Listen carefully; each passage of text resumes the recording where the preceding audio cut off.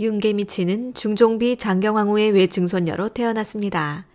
그녀의 어머니 김선옥은 효의공주의 딸이었고 아버지 윤백원은 과거에 급제하여 관직에 올랐습니다. 혈통과 주위로 보면 화려한 배경을 가진 여인이었지만 그녀의 삶은 평탄하지 않았습니다. 가장 큰 문제는 집안 내부의 구조였습니다. 윤백원에게는 여러 첩이 있었고 그 첩들이 낳은 자식들과 적자 사이에는 끊임없는 갈등이 존재했습니다. 정녀인 개미치는 어머니의 재산을 지켜야 한다는 의식을 강하게 품었지만 첩의 아들들과의 갈등은 피할 수 없었습니다. 첩실 제도가 보편화된 조선사회에서 재산은 곧 가문의 명운을 의미했습니다. 머릿수가 적은 적소는 언제든 집안 내에서 소외될 수 있었고 개미치 역시 그 긴장 속에 선장했습니다. 이러한 상황에서 아버지 윤백원의 죽음은 단순한 개인의 비극이 아니라 집안 전체를 뒤흔드는 대사건이 되었습니다. 1589년 8월 윤백원은 손님과 함께 율무죽과 삶은 쇠고기를 먹던 중 갑자기 쓰러져 목숨을 잃었습니다. 옆에서 함께 식사하던 손님은 구토 끝에 가까스로 살아남았습니다. 선조실록 22년 9월 3일 기사는 윤백원이 즉사하고 동석자는 수일 뒤에야 소생했다고 전합니다. 사람들은 곧바로 독사를 의심했습니다. 문제는 누가 그 독을 넣었는가였습니다. 첩의 아들 윤덕경은 죽에 독이 있었다고 주장했고 개미치는 쇠고기에 독이 있었다고 반박했습니다. 동일한 사건을 두고 가족들이 서로 다른 방향으로 고발장을 제출한 것입니다. 이 순간부터 사건은 단순한 돌연사가 아니라 가문 전체가 맞붙은 대옥으로 발전했습니다. 시체 검시는 석연치 않았습니다. 검시관들은 은비녀를 물에 넣어 독을 확인했지만 뚜렷한 반응은 없었습니다. 그럼에도 불구하고 결론은 비상치사, 즉 예사롭지 않은 죽음으로 기록되었습니다. 이는 판례에도 없는 모호한 표현이었습니다. 선조실록 22년 8월 23일 기사에 따르면 언관들은 이를 문제 삼아 이런 용어로는 판결할 수 없다며 검시관들을 파직시켰습니다. 결국 사건은 의금부로 이첩되었습니다. 조정은 단순히 한 집안의 살인사건이 아니라 왕실과 관련된 가문에서 일어난 폐륜 사건으로 간주했습니다. 부모를 해친다면 이는 강상을 무너뜨리는 범죄였고 반드시 진상을 밝혀야 했습니다. 그러나 여론은 점차 윤계미치를 향했습니다. 광해군 일기 4년 7월 4일 기사에는 윤백원이 평소 딸과 불화가 심하여 개미치가 보낸 음식은 입에도 대지 않았다는 기록이 나옵니다. 또 개미치가 종과 추문이 있었다는 소문, 아버지와 재산을 두고 다퉜다는 이야기까지 겹쳐 그녀는 의심의 한가운데에 놓였습니다.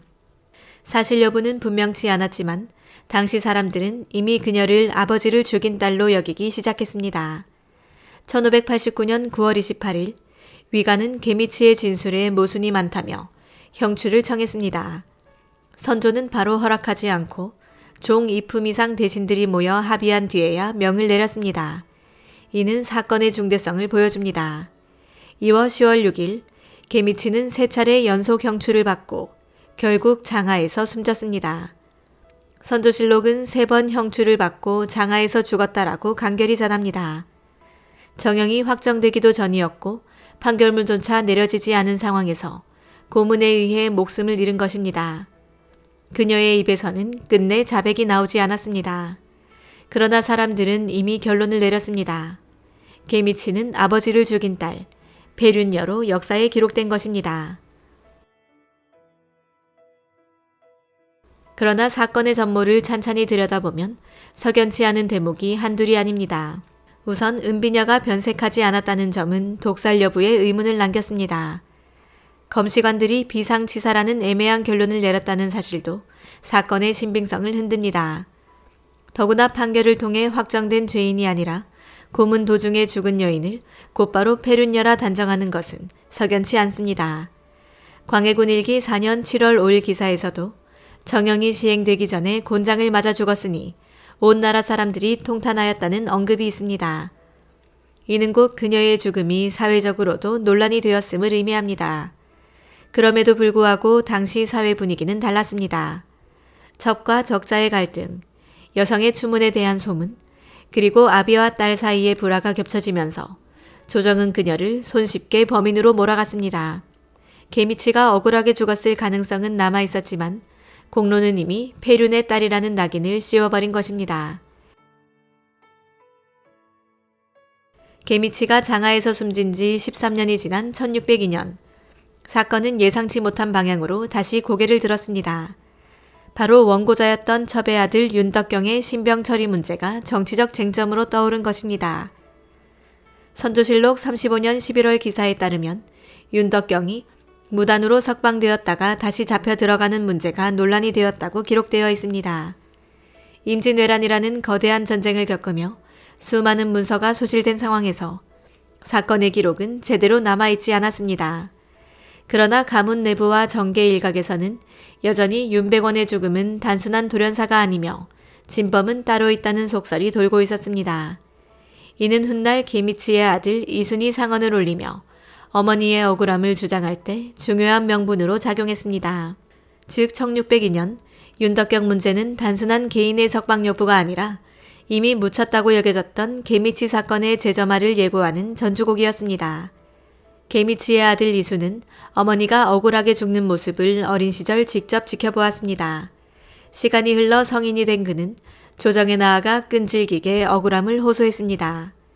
광해군 일기에 따르면 이수는 상언과 인맥, 뇌물까지 동원하여 어머니의 누명을 벗기려 애썼습니다. 그의 주장은 명료했습니다. 어머니는 독을 넣지 않았습니다. 고문으로 억울하게 죽었을 뿐입니다. 진범은 다른 사람입니다. 이수는 특히 아버지 융백원의 얼째, 즉 이복 동생들인 윤조원, 융승원 형제를 지목했습니다. 그는 이들이 권세가와 결탁해 어머니를 희생양으로 만들었다고 주장했습니다. 또한 당시 판의금부사였던 유홍이 남긴 의득계초, 문안 일부가 근거로 제시되며 실록에 남아있지 않은 진상이 따로 있다는 주장이 힘을 얻게 되었습니다.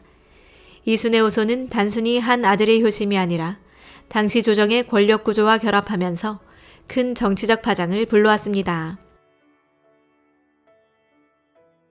1612년 사건은 다시 한번 공식 의제로 떠올랐습니다. 광해군 일기 4년 7월 4일 기사에는 대사원 이이첨 등이 개미치 사건의 내막을 나르는 장면이 기록되어 있습니다. 그들은 개미치는 아버지를 원수처럼 여겨 결국 독을 넣었다며 시역을 확정하려 했습니다.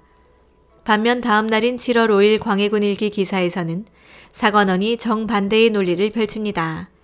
개미치는 정형을 받기 전 고문으로 죽었으니 억울함이 분명하다. 그런데 권세가 유영경 등이 뇌물을 받아 옥사를 뒤집었다는 것입니다. 즉 개미치가 진범이 아니라는 주장이 공식 석상에서 공론화된 것입니다. 이어 8월 8일 기사에서는 학자 허수가 이순을 두둔했다가 탄핵을 받는 모습도 보입니다. 이는 사건이 이미 사건 그 자체의 진상규명을 넘어 정치적 세력 다툼의 도구로 변질되었음을 의미합니다. 결국 광해군 때의 논쟁은 명확한 결론을 내리지 못했습니다. 한쪽에서는 개미치를 아비를 죽인 폐륜녀라 규정했고 다른 한쪽에서는 고문 끝에 죽은 억울한 여인이라 옹호했습니다. 남은 것은 진실을 밝히지 못한 채 더 깊어진 분열과 혼란뿐이었습니다. 1612년 광해군 때에 벌어진 논쟁은 쉽게 수그러들지 않았습니다. 대사원 이이첨은 개미치가 아버지를 독살했다는 주장을 굽히지 않았고 사관원은 고문으로 죽은 억울한 여인이라는 반론을 이어갔습니다. 광해군 일기 4년 7월 5일 기사에는 정형을 시행하기 전 곤장을 맞아 죽었으니 온 나라 사람들이 통탄하였다는 기록이 있습니다. 하지만 정치적 계산이 얽힌 이 사건은 끝내 명확한 결론을 내리지 못했습니다. 이순의 호소로 얼제 윤조원 형제가 역으로 처벌을 받았으나 그것이 곧 개미치의 무죄를 뜻하지는 않았습니다. 당시 조정은 이미 사건을 진실의 문제라기보다 권세 다툼의 무기로 다루고 있었습니다. 결국 사건은 역사 속에서 결말 없는 결말로 남았습니다. 개미치는 공식적으로 폐륜의 낙인이 씌워진 채 죽었고 억울함을 풀려던 아들의 노력은 정치의 소용돌이 속에 이용당하고 말았습니다.